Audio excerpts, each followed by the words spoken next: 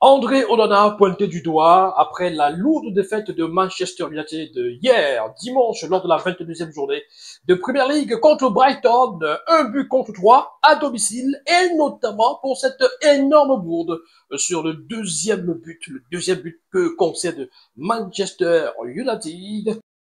Comment est-ce que la toile réagit après cette mauvaise passe du gardien, du portier camerounais, la presse camerounaise et même la presse étrangère, la presse anglaise, la presse britannique, voilà, la presse sportive notamment, après cette énorme boulette, cette mauvaise passe, cette contre-performance, il faut le dire, du gardien camerounais de Manchester United.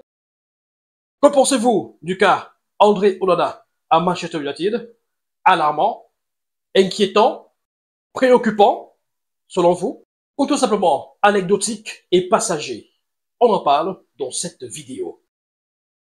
N'hésitez surtout pas à nous retrouver sur les différentes plateformes de notre web média La Vraie Actu TV sur YouTube en activant la cloche de notification. Et sur notre compte TikTok en vous abonnant tout simplement.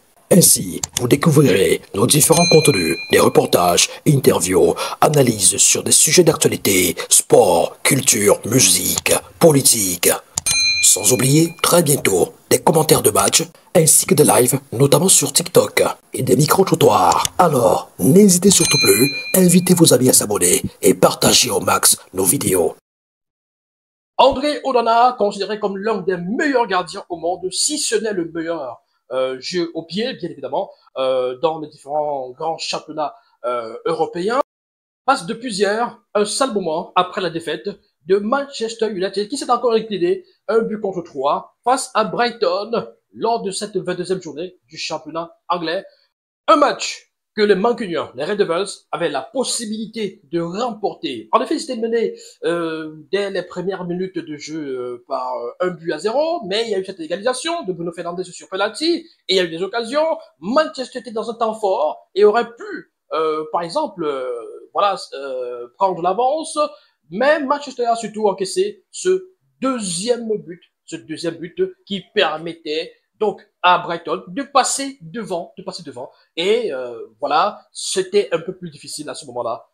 Manchester United qui derrière prend un troisième but, et donc synonyme de défaite, de nouvelles défaites, et du coup tous les regards sont pointés vers André Onana, tous les regards et tous les doigts sont pointés vers André Onana. Alors pour cause, oui, cette énorme boulette, c'est vrai, mais surtout ces 3 buts encaissés lors de ce match et le total, on va dire ça comme ça, sur la saison et même sur la saison dernière, on en parle. D'ailleurs, avec les chiffres à l'appui, alors tenez par exemple, en 22 matchs de Premier League pour cette saison 2024-2025, le Manchester United a encaissé déjà 32 buts en 22 matchs de Premier League, ce qui donne donc une moyenne de 1,45 buts par match.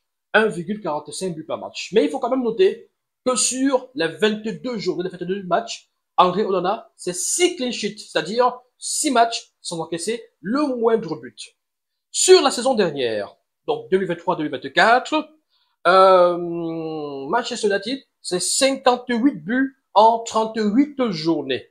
58 buts encaissés par Manchester, donc par André Onana, parce que c'était lui le titulaire sur toutes les journées, en 38 journées, donc une moyenne de 1,52 buts par match. Mais à noter 9 clean sheets, c'est-à-dire 9 matchs sans encaisser le moindre but.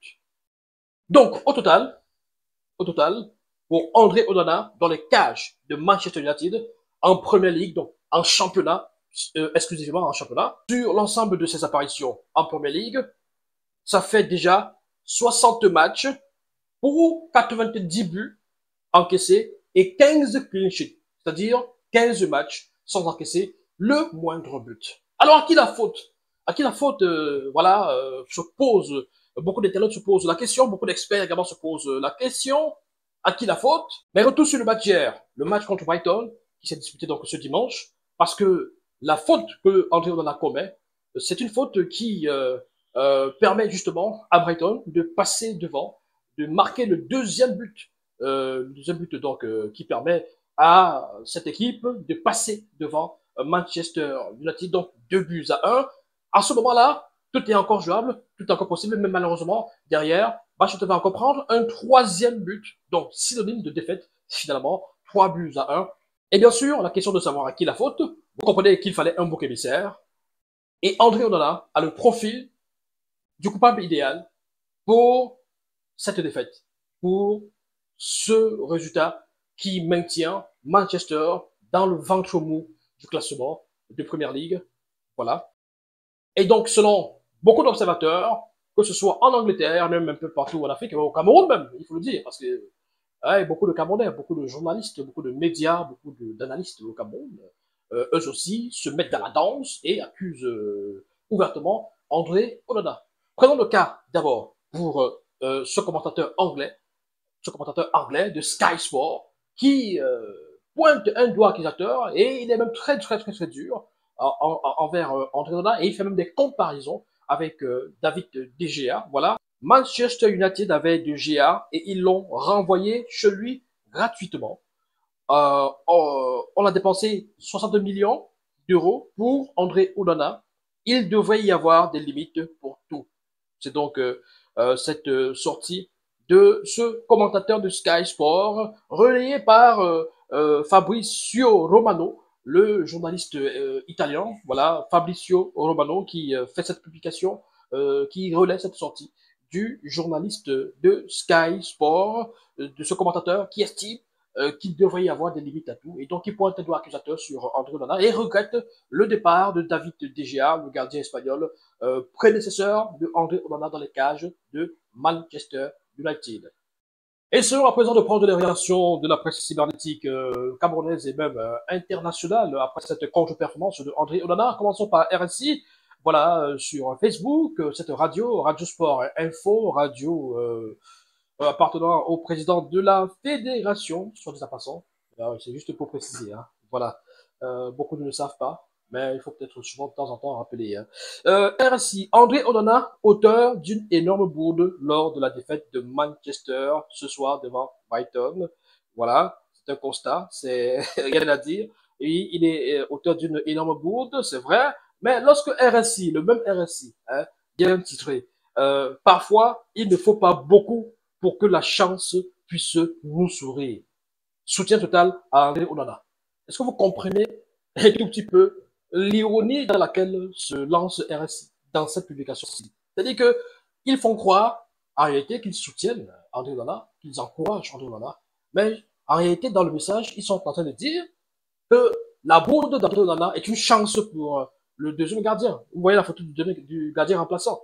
Donc, ils sont en train de dire que parfois, il ne faut pas beaucoup pour que la chance puisse vous sourire. Donc, que la chance puisse sourire au gardien remplaçant de André Onana, le gardien remplaçant de Manchester United. Pour eux, voilà, c'est une chance que André Onana a offerte à ce gardien-là de prendre sa place. Et ça les fait sourire. Donc, voilà un tout petit peu le jeu auquel nos confrères de RSI jouent un tout petit peu et ils pensent qu'on ne comprend pas ce qu'ils sont en train de dire. Donc voilà, pendant que tout le monde, ou presque, est en train quand même de soutenir André Onana, en train de dire, bon, écoutez, c'est un lion indotable, c'est un Camerounais, soutien total à lui, courage, ça arrive. Eux, ils sont déjà en train de se lancer dans la projection, en train de se dire, bientôt, c'est celui-ci qui va être gardien titulaire à Manchester United. Bon, voilà, un petit coucou à nos confrères de RSI, hein, voilà. On se taquine comme ça là, voilà, c'est en toute amitié, il n'y a rien de méchant. Alors, autre sortie des uns et des autres, voilà. Vous avez Bantou Mediasport aussi, qui joue au même jeu, Bantou Mediasport. Le gardien de but de Manchester United vous salue. On vous salue. Les gars sont dans au Cameroun, la plupart des gens sont dans les soutiens, hein, dans les encouragements, dans les réconforts. Eux, ils disent que le gardien de Manchester United nous salue. Et ils mettent les images où il encaisse, il commet la bourde et il encaisse ce but, ce deuxième but-là. Bon, voilà, c'est de bonne guerre. Vous savez, à chacun, finalement, ses opinions, à chacun ses camps et ses clans, ses affinités, voilà, on se comprend. Cyril Cueté, voilà, André Onana et Manchester United s'inclinent à domicile face à Brighton.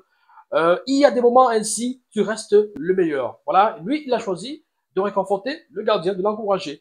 Aristide Bouna a fait pareil. Soutien continu à André Onana, qui, malgré la bourde d'hier, reste un des meilleurs gardiens du monde. Voilà, on poursuit avec ces messages de réconfort. Ils sont très nombreux sur la toile. Allez les Lions, André Onana et Manchester United s'inclinent lourdement à domicile face à Brighton de Carlos Baleba. En Première Ligue, pas le meilleur match du gardien camerounais, c'est un constat et c'est plutôt honnête. Voilà. Ici Sport, André Onana se met en danger. Le gardien camerounais a commis une énorme boulette cet après-midi lors de la défaite de Manchester United face à Brighton. Cette erreur monumentale risque bien de lui être préjudiciable. En face, Carlos Baleba s'est bien illustré, excepté le penalty qu'il a posé. Ben oui, ça fait deux boulettes. Ça fait une boulette partout. Onana qui commet cette boulette, qui cause donc un but pour son équipe, et puis Baleba de l'autre côté, qui fait cette faute. Voilà, cette faute sur l'attaquant.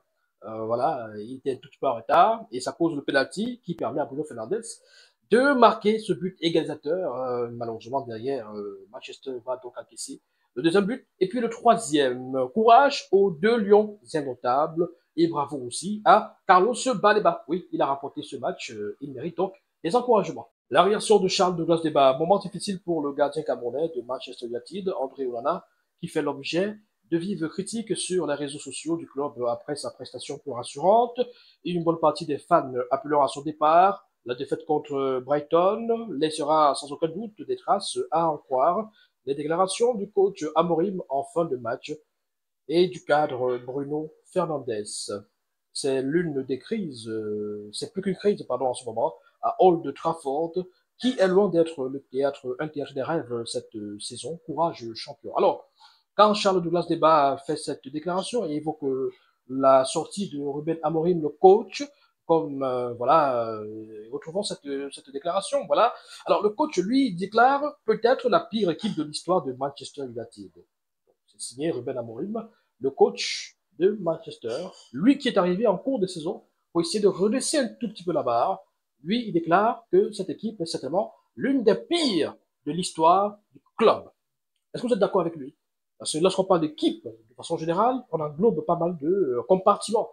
La défense, l'attaque, le milieu de terrain et aussi le gardien de but. Qu'est-ce qui fait problème, selon vous, dans cette équipe de Manchester, version Amorim?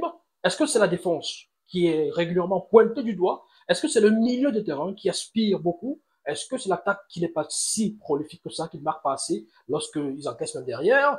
Est-ce que c'est le gardien de but qui n'est pas rassurant d'après vous? Et quand on parle de pire équipe, ça englobe aussi le gardien. Est-ce que lorsque vous essayez de faire des comparaisons, vous estimez, vous, que le gardien actuel n'est pas forcément beaucoup plus rassurant que le furent ses prédécesseurs tels que David De Gea, comme certains le évoquent, ou bien Peter Schmeichel, Fabien Barthez, Van der Sar, par exemple.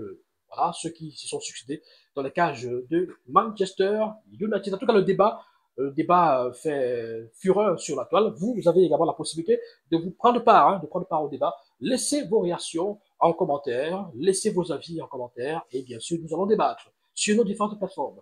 Nos confrères de Camer Foot officiel parlent du gardien des hautes instructions. C'est quand même terrible. Hein. Après-midi compliqué pour le gardien des hautes instructions, André Onana, lors de la défaite de Manchester United à domicile face à Brighton. En Première Ligue, le gardien camerounais, plus préoccupé par la politique, s'est rendu coupable d'une bourde sur le troisième but, aggravant les difficultés des Red Devils. Alors, il faut peut-être répondre à nos confrères de Camer Foot officiel que André Onana n'est pas le premier gardien à commettre une bourde ou des bourdes. Franchement, quand vous dites gardien de hautes instructions et vous insistez sur le fait qu'il a commis des bourdes parce qu'il est beaucoup plus occupé à faire de la politique, c'est même une faute professionnelle. C'est quand même terrible, ce genre d'assertion. Parce que là, ça témoigne du fait qu'il y a un problème en particulier contre ce gardien. Parce que si on reste dans le football, si on parle purement football, on est d'accord que c'est une bourde, c'est une erreur, que les gardiens de certain rang ne doivent plus commettre. Mais, toujours est-il que beaucoup de gardiens, justement, commettent parfois même pire. Si vous jetez un coup d'œil au championnat français, vous verrez que Gianluigi Donnarumma, le gardien du PSG, le meilleur gardien italien, il commet constamment de petites erreurs, même en Ligue des Champions. Certaines défaites du PSG ont souvent été, je veux dire, causées par des petites bourdes de Gianluigi Donnarumma, soit des mauvais arrêts, soit des mauvaises sorties, soit des mauvais contrôles de balles, et, voilà, des mauvais dégagements récupérés par Benzema qui marque un but et qui élimine le PSG. Donc, vous avez même Emiliano Martinez, voilà, celui qui a été couronné comme étant peut-être le meilleur gardien du monde, avec les ballons d'or et tout ça, FIFA Best, il commet des erreurs avec Aston Villa. Vous avez Thibaut Courtois avec le Real Madrid, il en commet aussi. Il en commet aussi de temps en temps. C'est-à-dire que malgré sa stature et sa posture de meilleur gardien du monde, selon beaucoup d'observateurs, Thibaut Courtois, il a commis beaucoup de bourdes, lui aussi. Je ne parlerai pas de Ter Stegen avec le Barça. Je ne parlerai même pas de Manuel Neuer avec avec le Bayern. Donc, ce n'est pas pour autant que ça devient un objet de récupération politique. Est-ce que c'est parce qu'on fait, entre guillemets, la politique qu'on commet des bourdes? Est-ce que c'est une explication logique de se dire que parce que on fait ceci, on fait cela, parce qu'on n'est pas d'accord avec Eto, c'est pour ça qu'on commet des erreurs et ça coûte des points et des défaites. On va dire ça comme ça, à son club. Pas forcément. Pas forcément. Parce que, vous savez, le rôle du gardien de but, le poste de gardien de but, c'est pas facile.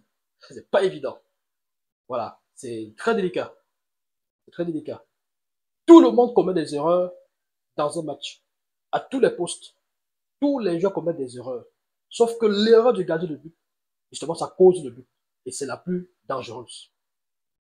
Parce que vous avez l'attaquant qui rate des occasions, c'est aussi des erreurs qu'il commet.